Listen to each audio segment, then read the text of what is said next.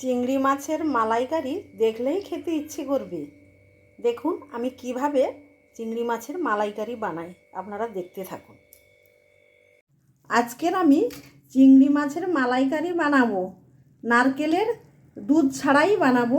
খুব সহজ এই রেসিপিটি করে আপনাদের সঙ্গে শেয়ার করব। এখন আমি চিংড়ি মাছগুলো বঁটির সাহায্যে আমি ছাড়িয়ে নেব। প্রথমে এইভাবে মাথাটা কেটে নেব, তারপর এই চিংড়ি মাছের পাগুলোকে ছাড়িয়ে দেব এবং এর খোসাগুলোকেও ছাড়িয়ে দেব। এইভাবে আমি সমস্ত চিংড়ি মাছগুলোকে ছাড়িয়ে নেব।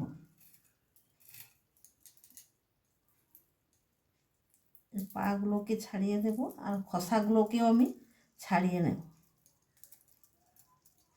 চিংড়ি মাছের এই ন্যাজটাও কেটে দেব। এইভাবে আমি সমস্ত চিংড়ি মাছ ছাড়িয়ে নেব। চিংড়ি মাছগুলো ছাড়ানো হয়ে গেছে, এখন আমি ধুয়ে নিয়ে আসি। মাছগুলো কেটে বেছে ধুয়ে আমি জল ঝরিয়ে নিয়েছি।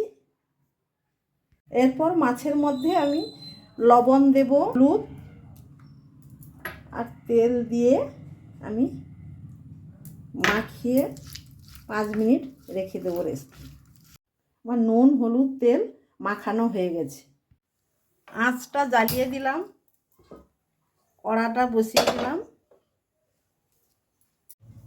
কড়ার মধ্যে তেল দিলাম, তেল গরম হয়ে গেছে।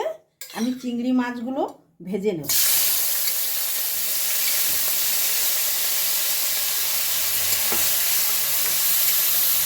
চিংড়ি মাছগুলো নাড়াচাড়া করে আমি ভেজে নেব।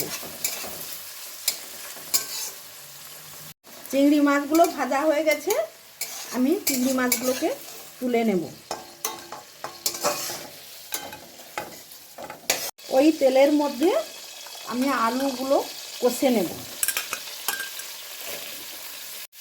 আলুর মধ্যে লবণ দেব আর একটু হলুদ গুঁড়ো দেব, দিয়ে আমি ভালো করে আলুগুলোকে কষিয়ে নেব।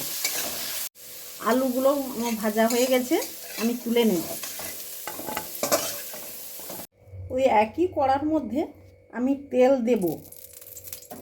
তেল গরম হয়ে গেছে, তেলের মধ্যে আমি কুচানো পেঁয়াজগুলো দিয়ে দেব, দিয়ে আমি নাড়তে থাকব। পেঁয়াজগুলো ভাজা হয়ে গেছে, এর মধ্যে দেব রসুন বাটা, আদা বাটা, দিয়ে আমি ভালো করে মশলাটাকে কষিয়ে নেব। যতক্ষণ না পেঁয়াজ আর রসুনের গন্ধটা যায় ততক্ষণ আমি কষিয়ে নেব। আমার আদা রসুনটা ভাজা হয়ে গেছে, ছোট করে কুচিয়ে রাখা টমেটোগুলো দিয়ে দেব।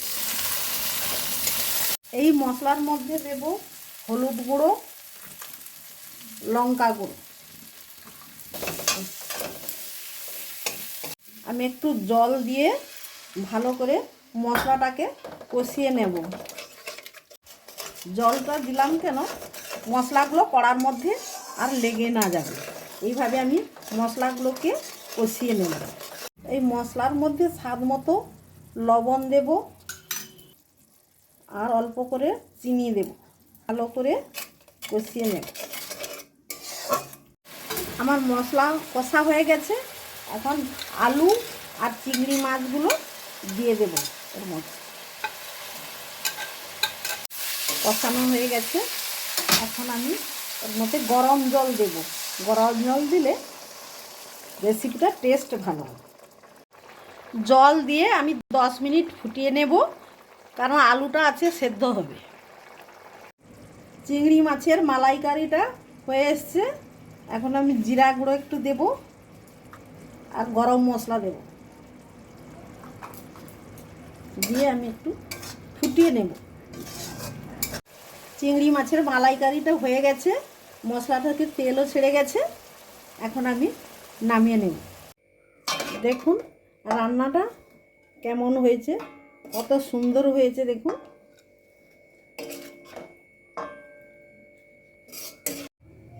এর ওপর ধনেপাতা কুচি দিয়ে এইভাবে পরিবেশন করব। আপনারাও এইভাবে বানিয়ে পরিবেশন করবেন। কেমন হয়েছে জানাবেন।